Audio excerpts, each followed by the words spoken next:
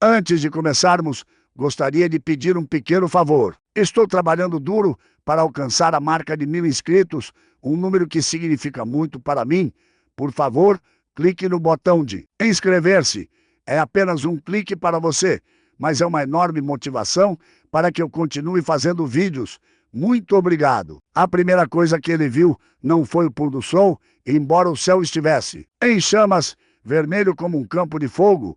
Era ela, uma jovem parada ali, com um vestido branco rasgado e os pulsos amarrados com força por uma corda. Seu rosto estava manchado de sangue e poeira, seu corpo marcado por chicotadas que haviam cortado mais fundo do que a pele. O vento puxava seus cabelos, mas seus olhos estavam vazios, daqueles que pareciam ter partido para outro lugar.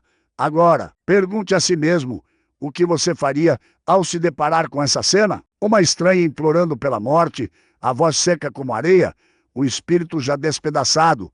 Você iria embora, dizendo a si mesmo que não. Era a sua luta, ou daria um passo à frente, sabendo que, ao fazê-lo, poderia herdar cada pedaço da miséria dela? O deserto não dava respostas, apenas silêncio.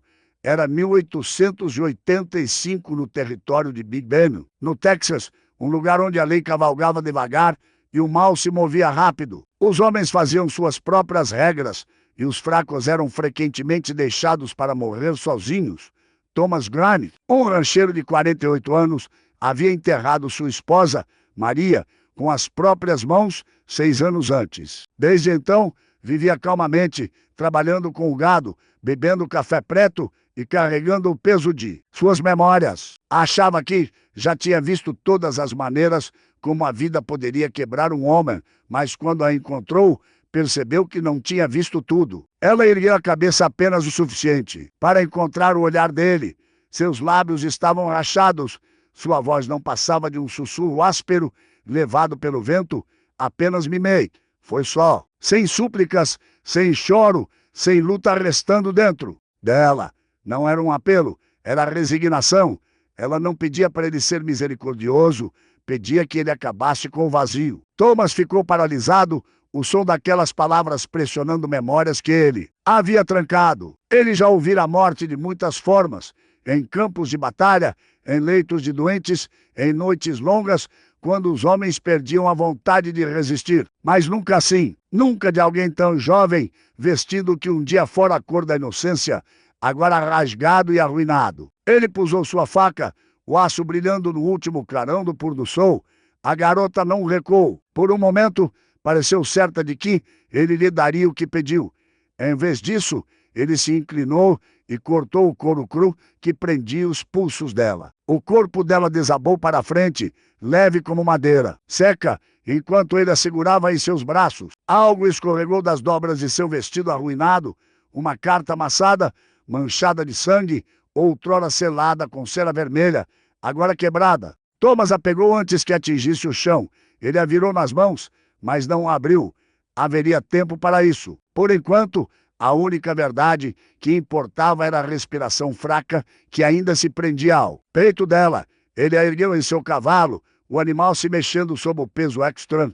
O deserto se estendia em todas as direções, silencioso e implacável. A trilha de volta para o rancho seria longa, e a noite já subia.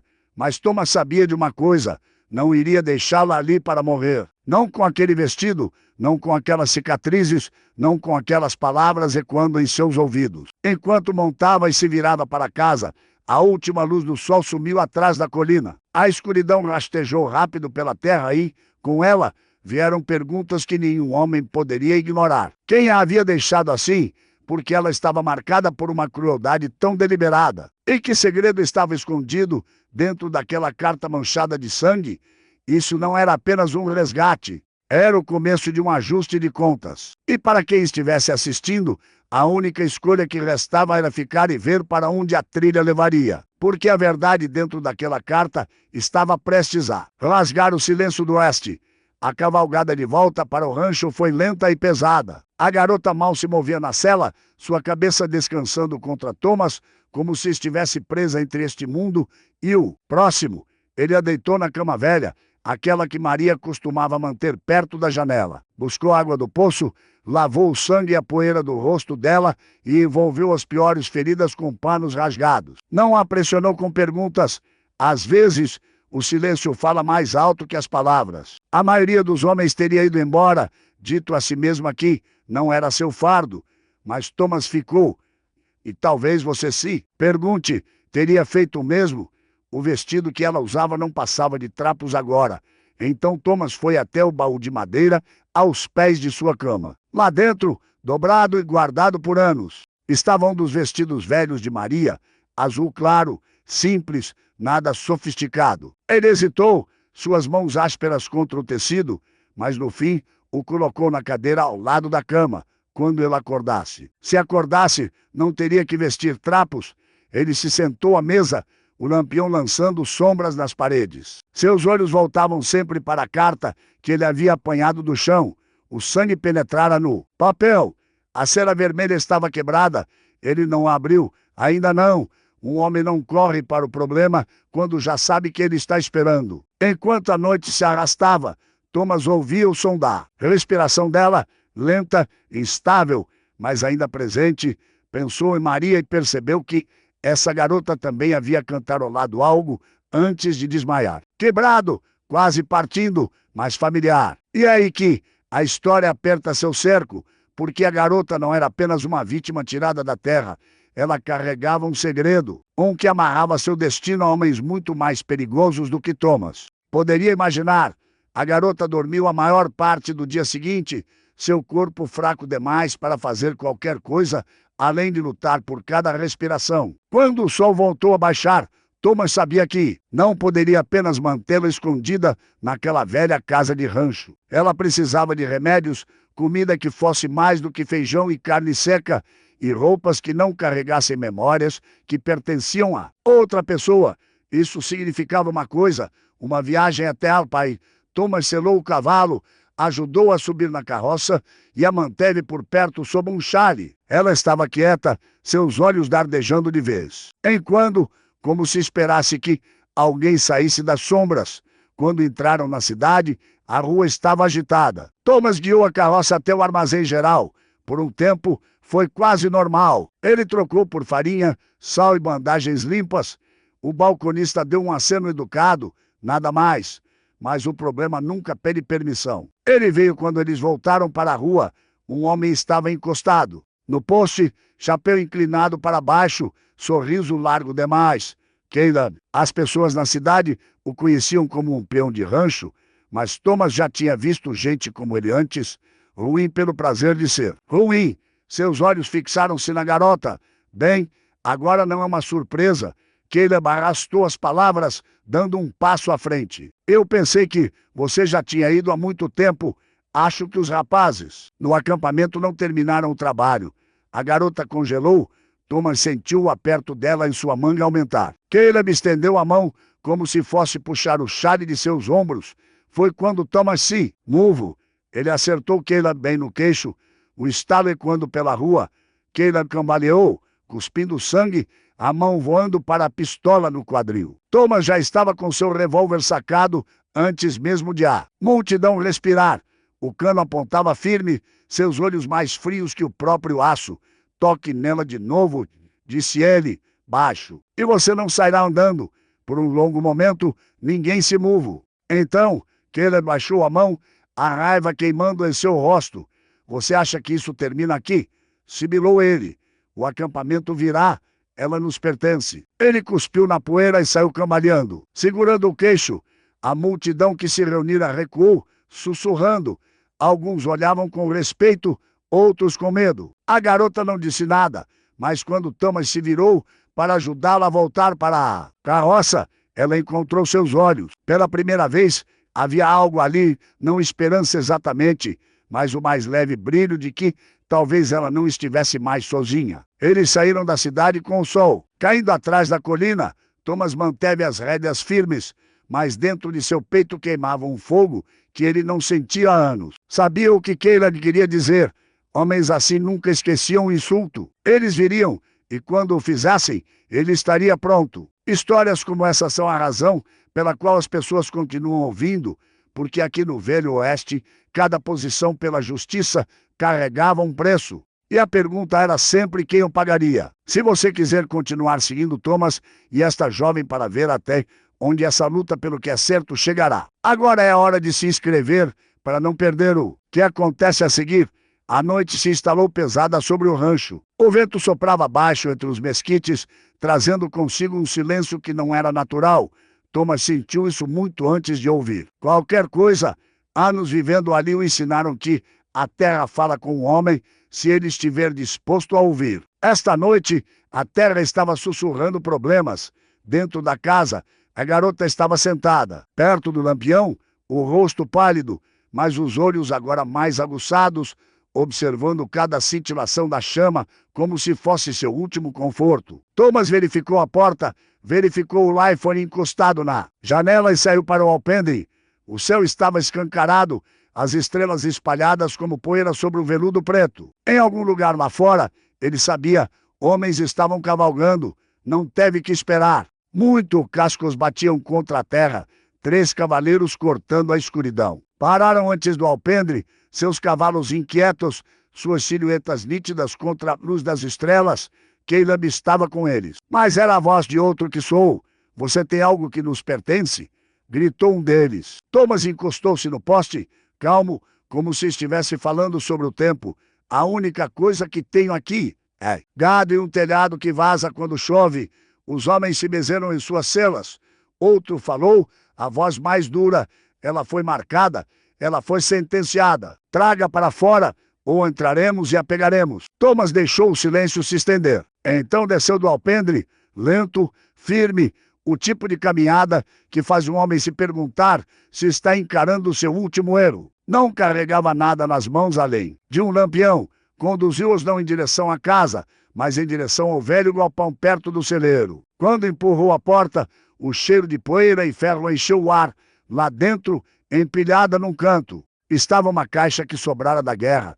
Sua madeira estava escurecida pelo tempo. Thomas colocou o lampião em cima, a luz captando as letras foscas marcadas.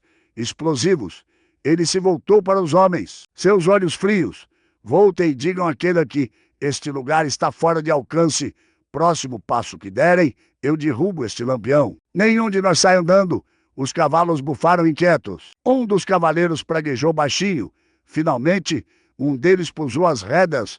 Isso não acabou? Cuspiu ele.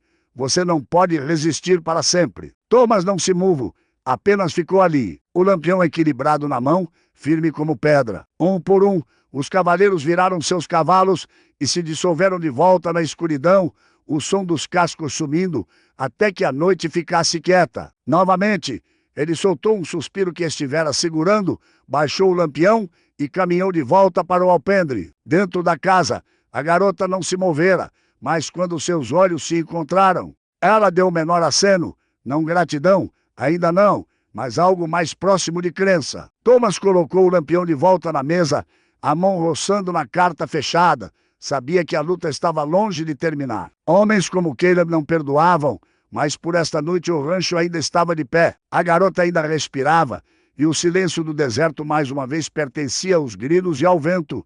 E esse é o tipo de atitude que as pessoas no Oeste lembram, não por causa do tiroteio, mas porque um homem escolheu traçar uma linha e desafiou o mundo a atravessá-la. A manhã veio suave, depois daquela longa noite. O rancho parecia o mesmo, as mesmas cercas, o mesmo celeiro velho, as mesmas colinas se estendendo ao longe no deserto. Mas dentro da pequena casa algo havia mudado.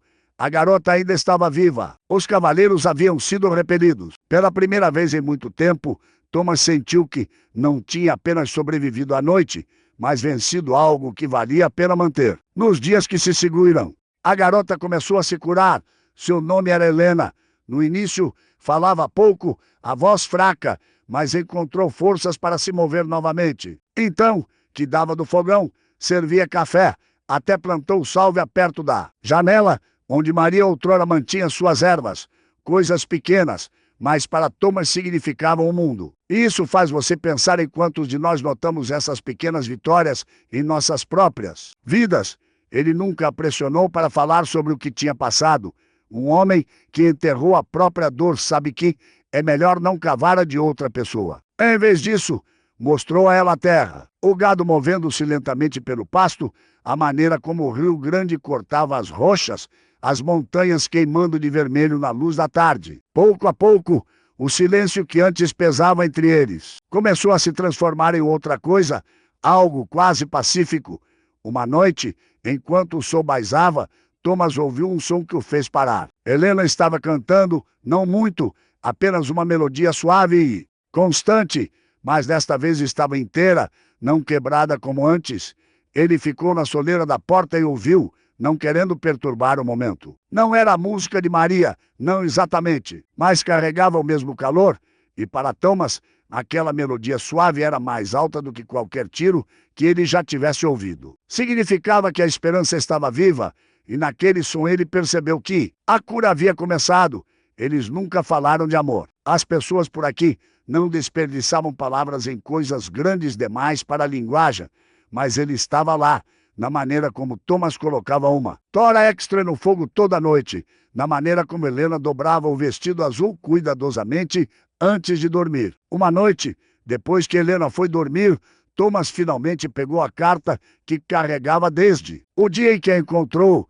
O papel estava endurecido com sangue seco, o selo muito quebrado. Ele a desdobrou lentamente, a luz do lampião captando cada palavra.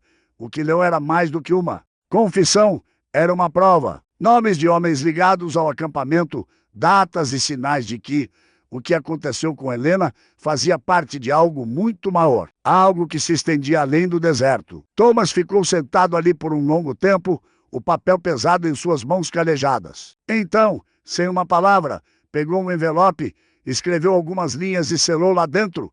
Ao amanhecer, um cavaleiro as levaria para o norte, para o xerife em Alpine.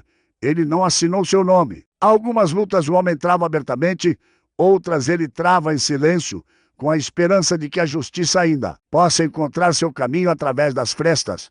O amor nem sempre precisa ser gritado. Às vezes, ele é mais forte nos momentos de quietude, no simples ato de ficar, e talvez essa seja a lição que esta história deixa, que, mesmo em uma terra tão dura e implacável quanto o Oeste, a bondade ainda tem poder. Que, às vezes, a posição mais corajosa que um homem pode assumir não é com uma arma na mão, mas com a escolha de proteger, de cuidar, de manter a linha por alguém que não pode mantê-la sozinho. Agora pense nisto.